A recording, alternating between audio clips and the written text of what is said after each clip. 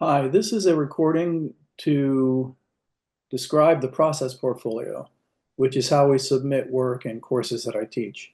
This way of submitting work has been consistent over many years, whether I'm teaching seminar courses, studio courses, education courses, and etc. So the first thing to know about the process portfolio is that it's a reflection of your learning. There's several parts to it, but the most important thing is answering this question: what did you learn during the inquiry?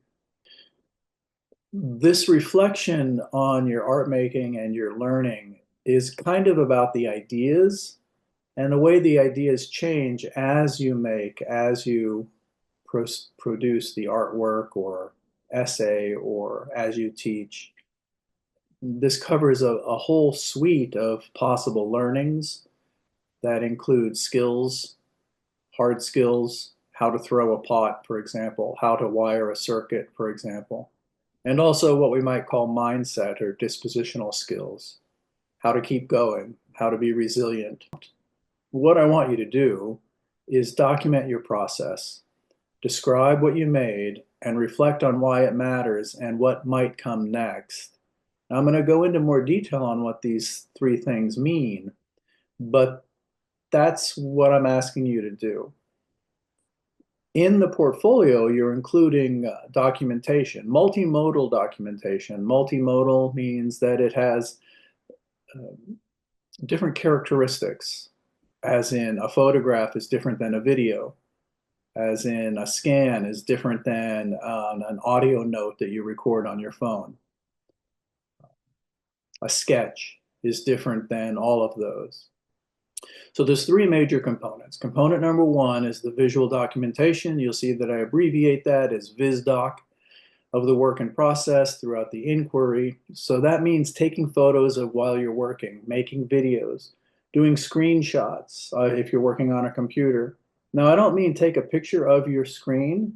I mean make a screenshot using the tools and materials of the computer to make a screenshot. Now, when you submit those files to me, they need to be titled with your last name and some sort of a keyword that describes what it was, what part of the process it was. The second major component is a reflection. It's a written reflection that includes images. This reflection includes images.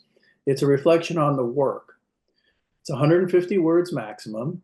Include the word count in your document. Do not embed images in the text. The images should be separate, as we'll talk about in a second. So what you're doing in the work reflection, describe the work that you submitted and what you did to make it. Integrate formal analysis vocabulary where possible. The basic so-called 7 elements and 7 principles these days is rarely sufficient.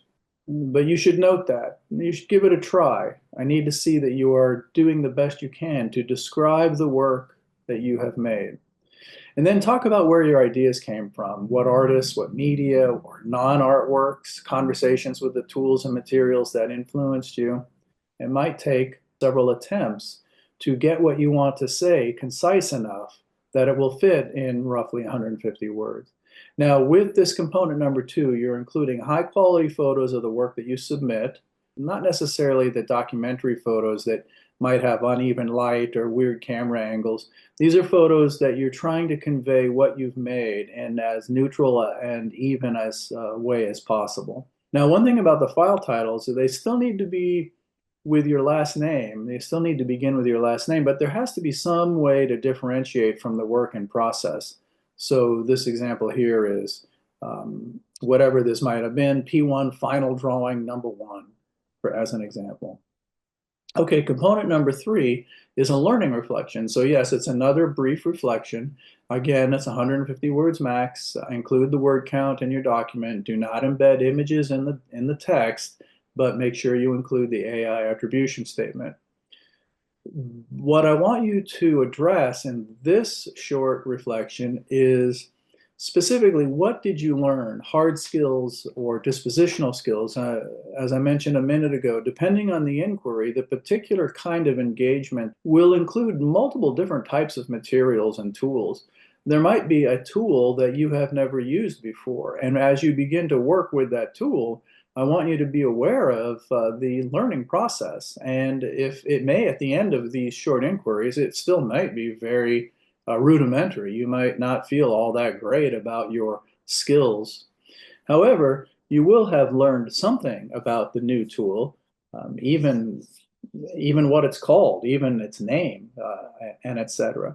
The mindset or dispositional skills are sometimes thought of as soft skills. Now, I'm not so sure that hard and soft is really the right way to distinguish what I'm talking about here. However, that is the way a lot of people talk about these ideas, hard skills versus soft skills.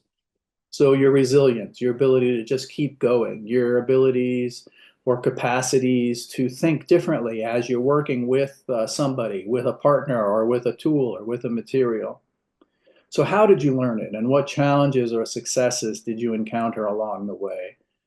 Some of these inquiries might throw up some interesting challenges to you. You might feel frustrated and you might feel like you've learned a lot, or maybe you feel like you haven't learned a lot in terms of hard skills or dispositional skills, but you might have encountered a success that really surprised you.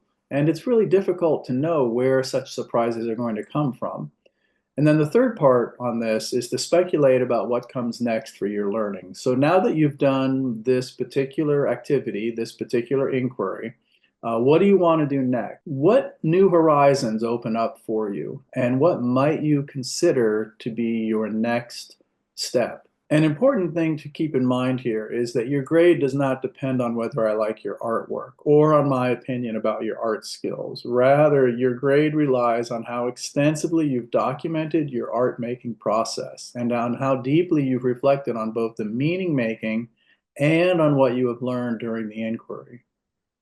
My goal here is to focus on where ideas come from and how we arrive at those ideas. This is in distinction from ideas about progress, because the tide comes in, it goes out, comes in, it goes out, it comes in, it goes out.